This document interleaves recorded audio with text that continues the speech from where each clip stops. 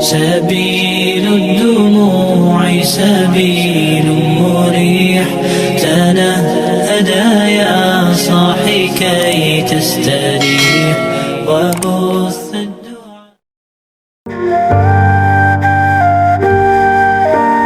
Bismillahirrahmanirrahim. Assalamualaikum warahmatullahi wabarakatuh. Syukur alhamdulillah kita masih diberikan begitu banyak kenikmatan sehingga kita bisa bertemu di channel ini. Mari kita senantiasa berselawat serta salam kepada junjungan kita Nabi Muhammad sallallahu alaihi wasallam. Allahumma salli ala sayyidina Muhammad wa ala ali sayyidina Muhammad. Doa dan harapan saya, semoga kita semua selalu diberikan kesehatan, dilapangkan rezekinya, diampuni dosa-dosanya, dan dipanjangkan umurnya. Amin ya rabbal alamin. Sahabat beriman rahimakumullah, hati dapat memiliki dua makna, yakni salah satu organ tubuh manusia yang dapat diraba dan dilihat oleh mata manusia. Kedua, hati adalah rohani yang sangat halus dan bersifat robbani.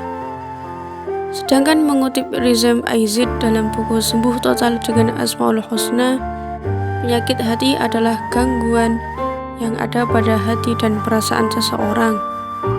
Dalam Islam, penyakit hati yang ada pada setiap orang dapat mempengaruhi perilaku dan perbuatannya.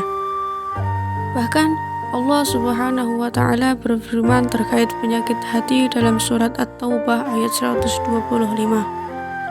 Artinya, dan adapun orang-orang yang di dalam hatinya ada penyakit, maka akan menambah kekafiran mereka yang telah ada dan mereka akan mati dalam keadaan kafir.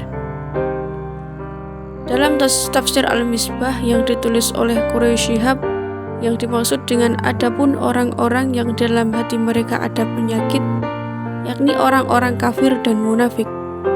Oleh sebab itu, surat tersebut turun menambah kekotoran rohani mereka, di samping kekotoran yang telah melekat dalam jiwa berlanjut hingga mereka mati dalam keadaan kafir dan kufur. Mengutip buku kitab Melatih Diri Membentuk Akhlak Mulia dan Mengobati Penyakit Hati yang ditulis oleh Al-Ghazali dan diterjemahkan Baharudin Ahmad, dijelaskan setidaknya ada 6 penyakit hati. 1. Riya atau pamer. Riya merupakan salah satu perbuatan tercela dalam Islam. Orang yang melakukan riya umumnya melakukan amal soleh bukan karena Allah Subhanahu wa Ta'ala. Perilaku ini harus dijauhkan sebab orang yang melakukan riya tidak akan mendapat pahala dari Allah Subhanahu wa Ta'ala atas perbuatan amal solehnya. 2. Hasad dan hasud atau iri dengki. Iri artinya tidak senang dengan apa yang telah dimiliki orang lain, sedangkan dengki adalah bentuk amarah dari rasa iri tersebut. Perilaku ini harus dihindari karena dapat memutus tali persaudaraan antar umat muslim. 3. Takabur atau sombong. Takabur adalah perasaan yang menilai diri sendiri lebih tinggi dibanding orang lain. Perilaku seperti ini umumnya muncul saat seseorang ditimpakan harta, jabatan, wajah rupawan atau kepandaian dari Allah Subhanahu wa Ta'ala. 4. Ujub atau merasa soleh. Ujub merupakan perasaan yang membanggakan diri sendiri dalam beribadah. Sebaiknya sifat ini dihindari karena dapat mengurangi atau bahkan menghilangkan pahala ibadah seseorang dan mendorong sifat sombong. 5. Ghadab atau pemarah.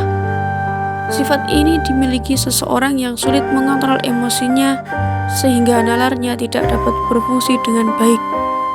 Bukan hanya dibenci oleh sesama manusia, sifat pemarah juga amat dibenci Allah Subhanahu wa Ta'ala. 6. Ghibah atau menggunjing. Perilaku ini sering dijumpai dalam masyarakat dan lebih dikenal dengan istilah bergosip dan membicarakan aib seseorang. Perbuatan ini harus dihindari karena bisa menimbulkan kebencian dan termasuk dosa besar. Setiap penyakit tentu ada obatnya. termasuk pada penyakit hati.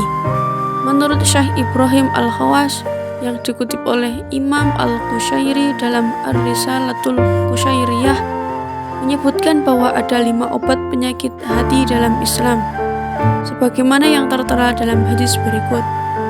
Artinya, salah satu ucapannya Ibrahim Al-Khawas adalah obat hati terdiri atas 5 perkara. 1. Membaca Al-Quran disertai perenungan. 2. Mengatur pola makan agar perut tidak kenyang, atau bisa puasa atau cara lain. 3. Bangun malam, tahajud, zikir atau amalan lainnya. 4. Merendahkan diri di hadapan Allah pada akhir malam. 5. Bergaul dengan orang-orang soleh. Sementara itu, Imam Al-Ghazali dalam kitab Minhajul Abidin membagi konsep penyembuhan penyakit hati menjadi 2, yaitu penyembuhan penyakit hati dengan amal-amal lahiriah atau ibadah, yaitu sholat, zakat, puasa, sedekah, haji, zikir, mencari rezeki yang halal, amal ma'ruf nahi mungkar, dan i'tibah. Dan penyembuhan penyakit hati dengan amal-amal batiniah atau akhlak-akhlak mulia, diantaranya taubat, khauf, zuhud, sabar, syukur, ikhlas dan jujur, tawakal, cinta Allah, ridha kepada qadha, dan mengingat kematian.